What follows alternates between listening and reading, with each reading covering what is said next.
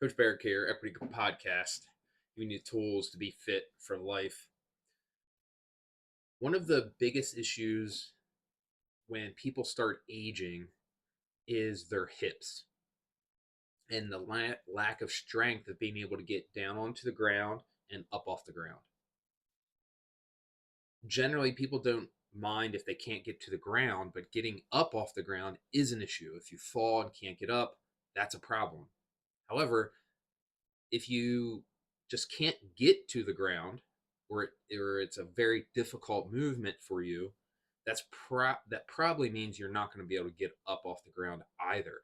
So having the ability to get down to the ground and back up is huge for being independent late in life.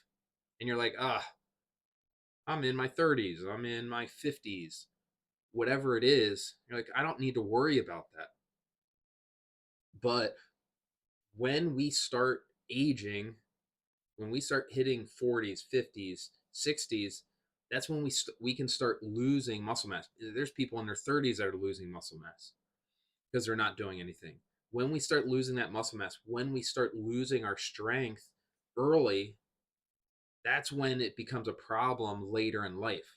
It's not that, oh, I didn't start working out when I was 60 or 70 or whenever. It's I wasn't working out in my 30s, 40s, and 50s.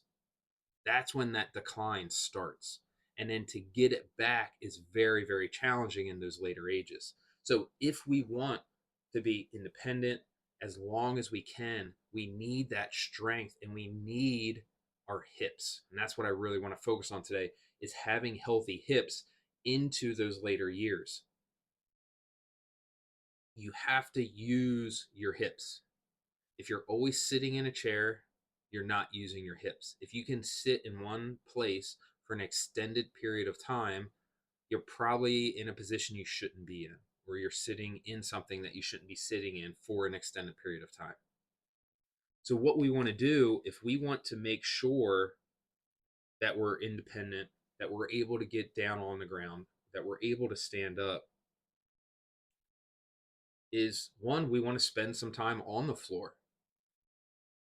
Like, just spending time down there is going to make you more you're going to be doing the thing.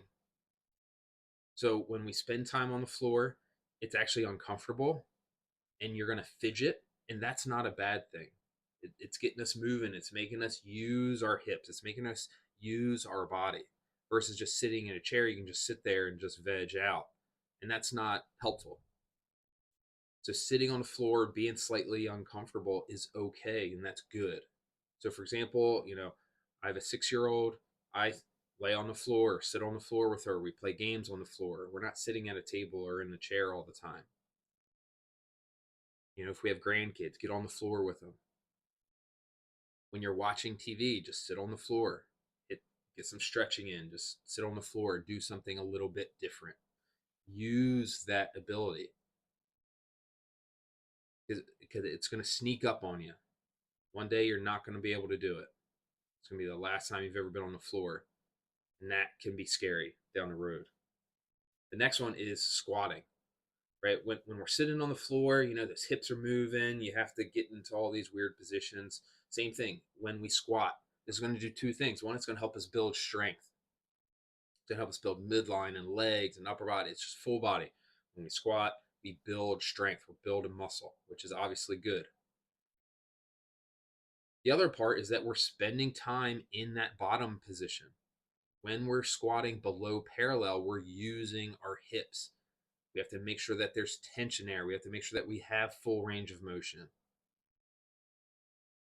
And the longer we can keep that full range of motion, the better. We start looking at Eastern cultures that spend a lot of time in squats. They're sitting on the floor, they're squatting below parallel, their butts are touching their calves. It's not because you get old, you start losing that range of motion. You start losing that range of motion when you stop using it. It has nothing to do with age. There's people all over the world that can squat below parallel in their later years, and it's because they consistently do it over time. To spend some time, right? Loaded squats or just static squats, just holding that bottom position, just getting to the bottom of a squat, just holding it for as long as you can. Start small and then build it up over time. Spend time on the floor, squat, and then just general strength training, right? Just move using, lunges and any type of strength training is going to be beneficial. We want to make sure that we're using this over the long term. And we don't need to be on a specific strength cycle or anything. We just get into a group class and just go consistently. It's not about max effort every day. It's about just showing up every day and doing the work. You don't need to go max effort. Just show up, do your best that day, and then just keep stacking those days. We're not looking for these, how many hard days can I go? It's just how many days can I go? How many can I accumulate? How many of those days can I accumulate over the years? And that's going to help us stay active and independent and do all the things that we want to do. Be able to kick ass into our 90s. To be able to be fit for life, whatever that is for you. So, what we want to make sure, if we want to be able to get up and down off the ground, we need healthy hips. And in order to have healthy hips, we need to use them. We want to use them in two ways. One, spend some time on the floor. The other way is doing some strength training, especially squatting. Make sure we're getting to that full range of motion. You don't lose full range of motion because you're aging. You lose it because you're not using it. So start using it. And then static holds. Last one, forgot that third one. Static. Spend time down in that bottom position. That's how we're going to have healthy hips. That's how we're going to stay active into those later years. Hope this helps. We want more happy, healthy people in the world. Cheers.